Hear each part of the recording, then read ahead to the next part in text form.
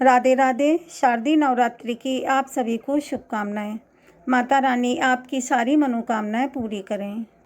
दुर्गा सप्तशती के 13 अध्याय पूरे हो चुके हैं। अब देवी सूक्त का पाठ करेंगे। या देवी सर्वभूतेषु शक्ति रूपेण संस्थिता नमस्तस्यै नमस्तस्यै नमस्तस्यै नमो नमः। या देवी सर्वभूतेषु बुद्धि रूपेण संस्थिता नमस्तस्यै नमस्तस्यै नमस्तस्यै नमो नमः। सप्तशती के इन तीनों रहस्यों के ऋषि नारायण, छंद, अनुष्टुप तथा देवता महाकाली, महालक्ष्मी एवं महासरस्वती हैं। शास्त्रों में कथित फल की उपलब्धि के निमित्त जप काल में इनका विनियोग किया जाता है। राजा ने कहा, हे भगवान, आपने चंडिका के अवतारों की कथा तो मुझे सुनाई। हे ब्रह्मा जी, आप अब उनके अवतारों की प्रधान प्रकृति का विवेचन कीजिए। हे विप्रवर, मैं आपके चरणों में नतमस्तक हुआ हूँ। मुझे देवी के किस स्वरूप की किस विधि से उपासना करनी चाहिए, यह सब आप यथार्थ रूप से बतलाने की कृपा करें। ऋषि ने कहा, हे राजन, यह रहस्य अत्यंत गोपनीय है। इस रहस्य का वर्णन किसी से नहीं करना चाहिए, किंतु तुम मेरे भक्त हो, इसीलिए भक्तों के लिए मेरे पास गोपनीय कुछ भी नहीं है। त्रिगुणमयी परमेश्वरी महालक्ष्मी देवी ही सबका मूल कारण हैं। वे ही समस्त विश्व को दृश्य तथा अदृश्य रूप से व्याप्त करके स्थित हैं। हे राजन, वे अपने चारों भुजाओं में बिजौरे का फल, गदा, ढाल, पानपात्र, मस्तक पर नाग, लिंग तथा योनि आदि वस्तुओं को धारण करती हैं। उनकी कांति तप्त स्वर्ण के समान है तथा उनके आभूषण भी तप्त स्वर्ण के ही निर्मित हैं। उन्होंने अपने तेज से इस शून्य जगत को परिपूर्ण कर रखा है। इस समस्त विश्व को शून्य देखकर केवल तमोगुण रूप उपाधि के द्वारा परमेश्वरी महालक्ष्मी ने एक अन्य श्रेष्ठ रूप धारण कर रखा है। उस रूप का प्रादुर्भाव एक नारी के रूप में हुआ, जिसके शरीर की आभा निखरे हुए कज्जल की तरह काले रंग की थी। उसका श्रेष्ठ मुख दाढ़ों से शोभायमान हो रहा था। नेत्र बहुत ही विशाल और कटी छीड़ थी। उसकी चार भुजाओं में ढाल, तलवार, प्याला और खंडित मुंड सुशोभित था। उनके वक्षा स्थल पर धड़, कबध की तथा मस्तक पर मुंडों की मालाएं पड़ी हुई थीं। इस रूप में उत्पन्न नारी श्रेष्ठ तामसी देवी ने महालक्ष्मी देवी से कहा, माता जी, आपको मेरा प्रणाम है। मुझे आप मेरा नाम और कार्य बताइए।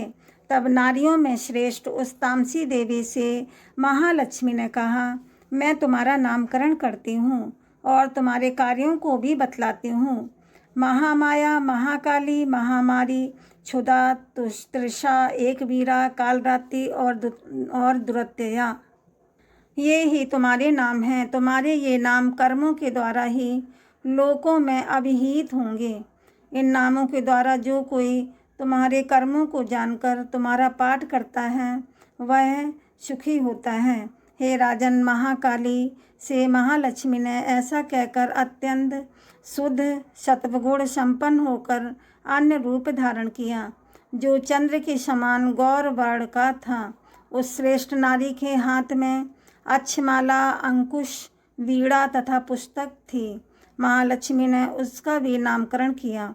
महाविद्या, महावाणी, भारती, वाक, सरस्वती, आर्या, ब्राह्मी, कामधेनु, वेदगर्भा और धीश्वरी, बुद्धि के अधिष्ठात्री, इस प्रकार से तुम्हारे नाम होंगे। इसके पश्चात महाकाली तथा महासरस्वती से महालक्ष्मी ने कहा, हे देवियों, तुम दोनों अपने अपने गुणों के अनुरूप स्त्री पुरुष से युग में पैदा करो। महालक्ष्मी ने उन दोनों से ऐसा कहकर स्वयं ही स्त्री पुरुष का एक जोड़ा उत्पन्न किया। वे दोनों ही निर्मल ज्ञान से संपन्न, सुंदर तथा कमलासन पर विराज रहे थे। उस युग में एक स्त्री और एक पुरुष था। तदंतर महालक्ष्मी माता ने पुरुष को ब्रह्मा, विधे तथा दाता इस नाम से संबोधित किया और स्त्री को श्री, पद्मा, कमला, लक्ष्मी इत्यादि नामों से विभूषित किया। इसके पश्चात महाकाली तथा महासरस्वती ने भी एक एक जोड़ा उत्पन्न किया। इन जोड़ों के रूप तथा नाम की कथन मैं तुमसे करता हूँ।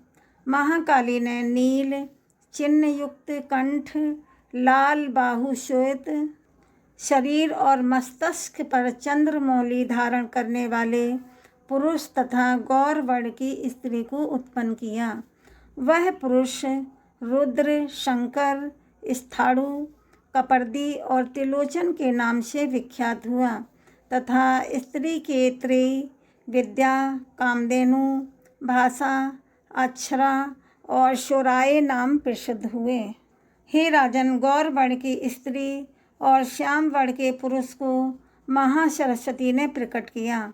उन दोनों के नाम भी तुम्हें मैं बतला देता हूँ। उनमें श्याम वर्ण पुरुष के नाम विष्णु, कृष्ण, ऋषिकेश, वासुदेव और जनार्दन हुए तथा गौरांगी स्त्री उमा, गौरी, सती, चंडी, सुंदरी, सुभगा और शिवा इन नामों से विख्यात हुईं। इस प्रकार तीनों युवतियां ही तत्क्षण पुरुष रूप में परिवर्तित हो गईं। इसके रहस्य को ज्ञान चक्षु वाले ही ज्ञान सकते हैं, किंतु अज्ञानी लोग इसे नहीं समझ सकते। हे राजन, महालक्ष्मी ने त्रयी विद्या रूप सरस्वती को ब्रह्मा के लिए पत्नी रूप में अर्पित कर दिया। रुद्रे को वरदात्री गौरी तथा भगवान वासुदेव को लक्ष्मी को दे दिया। इस प्रकार सरस्वती के साथ युक्त होकर ब्रह्मा जी ने इस ब्रह्मांड को उत्पन्न किया और परम पराक्रमशाली भगवान रुद्र ने गौरी के साथ मिलित होकर उसका भेदन किया। राजन, उस ब्रह्मांड में प्रधान आदि कार्य समूह पंच महाभूतों से युक्त संपूर्ण स्थावर जंगम रूप इस जगत की उत्पत्ति हुई। तदंतर लक्ष्मी के साथ भगवान विष्णु ने उस जगत का भरण पोषण किया और प्रलय काल में गौरी के साथ शिव ने उस समस्त विश्व का संहार कर दिया। हे महाराज, महालक्ष्मी ही सर्वसत्वमयी तथा सब तत्वों की अधिष्ठात्री हैं। वे ही निर्गुण और सगुण रूप में नाना प्रकार के नाम धारण करती हैं। सगुणवाचक सत्य, ज्ञान, चित्त, महामाया आदि नाम भेदों से इस महालक्ष्मी का निरूपण करना उचित है।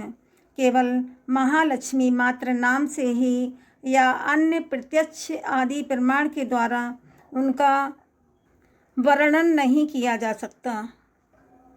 बोलो शेरा वाली मैया की जय।